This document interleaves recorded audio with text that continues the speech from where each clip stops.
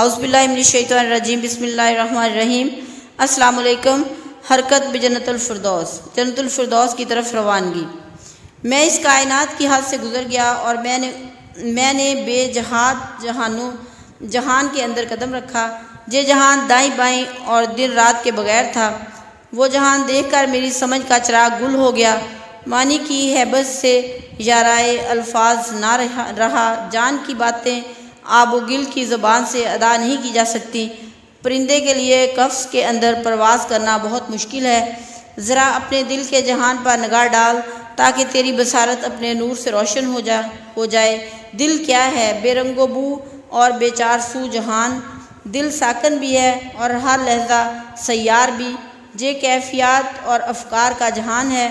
عقل بغیر راستے، رفتار اور نقل مکانی کے ایک حقیقت سے دوسری حقیقت کی طرف بڑھتی ہے۔ قلب کے اندر سینکڑوں خیالات آتے ہیں اور ہر ایک دوسرے سے جدا ہے، مگر گردوں آشنا اور کوئی نارسا۔ مگر کوئی شخص یہ نہیں کہتا کہ گردوں آشنا خیال نارسا خیال کے دائیں یا بائیں جانب ہے۔ نہ کوئی یہ کہتا ہے کہ دیدار دوست سے جو سرور حاصل ہوتا ہے وہ کوئی یار کی خواہش سے نصف قدم کے فاصلے پر ہے۔ تیری آنکھ بیدار ہو یا خواب میں، تیرا قلب آفتاب کی روشنی کے بغیر دیکھتا رہتا ہے۔ جنت کو جہان دل کی مثال سے سمجھ، کیونکہ جو کچھ میں کہہ رہا ہوں وہ قیاس سے ماورا ہے۔ عالم آخرت مختلف جہان ہے۔ اس کی بنیاد اور کن فکان پر ہے۔ وہ لازوال ہے اور ہر زمان اس کی نوعیت بدلتی رہتی ہے۔ وہ سمجھ میں نہیں آتا، البتہ اسے دیکھا جا سکتا ہے۔ ہر لحظہ اس کا نیا کمال اور نیا جمال نظر آتا ہے۔ اس کا زمانہ چاند سورج سے بے نیاز ہے۔ اس کی وسعت کے اندر 9 آسمان سما جاتے ہیں۔ دل کے اندر کسی چیز کی خواہش پیدا ہوتے ہی وہ چیز غائب سے خود بخود موجود ہوگی۔ میں اپنی زبان میں کیا کہوں کہ وہ جہان کیا ہے؟ جنت، حور، حضور اور زندگی ہے۔ وہاں کے پہاڑوں میں لالے کے پھول تر و تازہ ہیں اور اس کے باغات میں نہریں رواں ہیں۔ وہاں کی سرخ سفید اور نیلی کلیاں نفس ملکوتی سے کھلتی ہیں۔ شفاف پانی، عنبری ہوا، زمردی گنبدوں والے محل، یاقوتی رنگ کے خیمے جن کی تنابیں سنہری تھیں، ان کے اندر آئینے کی طرح چمکتے ہوئے چہرے والی حوریں فروکش تھیں۔ رومی نے کہا، اے گرفتار قیاس، اپنے ہوس کے مشاہدات سے آگے بڑھ۔ حق تعالیٰ کی تجلی سے اچھے اعمال بہشت میں تبدیل ہو جاتے ہیں اور برے اعمال دوزخ کی صورت اختیار کر لیتے ہیں۔ جو تو رنگا رنگ محل دیکھ رہا ہے، اس کی اصل اعمال سے ہے، اینٹ پتھر سے نہیں۔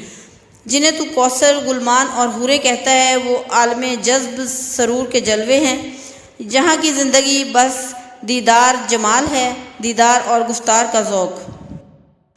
قصر شرف النساء کا محل۔ میں نے رومی سے پوچھا، یہ لال ناب کا محل جو آفتاب سے بھی زیادہ چمک دمک رکھتا ہے، یہ مقام، یہ منزل، یہ بلند محل، یہاں حوریں مؤدب کھڑی ہیں، آپ راہدوں کو ذوق جستجو عطا کرتے ہیں، مجھے بتائیے کہ اس کا مالک کون ہے؟ رومی نے کہا، یہ شرف النساء کا محل ہے۔ اس کے بام کے پرندے فرشتوں کے ہم نوا ہیں۔ ہمارے سمندر سے اس قسم کا کوئی اور موتی پیدا نہیں ہوا۔ کسی ماں کی کوکھ سے ایسی بیٹی نے جنم نہیں لیا۔ اس کے مزار کی وجہ سے لاہور کی سرزمین نے آسمان کا رتبہ پایا ہے۔ دنیا میں کوئی شخص اس کے راز کو نہیں سمجھا۔ یہ خاتون سراپا ذوق و شوق اور درد و داغ تھی۔ اس دور کے پنجاب کے گورنر کی بیٹی تھی۔ اس سے عبدالصمد کے خاندان کی عزت افزائی ہوئی۔ اس نے ایسا نقش چھوڑا جو ابد تک رہے گا۔ چونکہ اس کا وجود قرآن پاک سے سوز حاصل کرتا تھا، وہ ہر لمحہ تلاوت میں مشغول رہتی تھی۔ کمر میں 2 دھاری تلوار اور ہاتھ میں قرآن پاک، تن بدن ہوش و حواس اللہ مست۔ خلوت، شمشیر، قرآن پاک اور نماز مبارک ہے وہ عمر جو اس طرح کی نیاز مندی میں گزر گئی۔ جب اس کے لبوں پر آخری سانس تھا تو اس نے اپنی والدہ کی طرف دیکھا اور مشتاقانہ دیکھا۔ شرف النساء نے کہا، اگر آپ میری زندگی کا راز جاننا چاہتی ہیں تو میری تلوار اور قرآن پاک پر نگاہ ڈالیں۔ یہ دونوں قوتیں ایک دوسرے کی حفاظت کرتی ہیں۔ زندگی کی کائنات انہی 2 کے گرد گھومتی ہے۔ اس جہان میں جہاں ہر شخص پر موت آتی ہے، یہ دو چیزیں تیری بیٹی کی محرم تھیں۔ اب آخری وقت آپ سے یہی گزارش ہے کہ تیغ و قرآن کو مجھ سے جدا نہ کیجیے، میری بات کو حرص جان بنا لیں۔ میری قبر گنبد قندیل کے بغیر اچھی ہے، مومنوں کے لیے قرآن کے ساتھ تلوار کافی ہے، ہماری تربت کے لیے بھی یہی سامان بہت ہے۔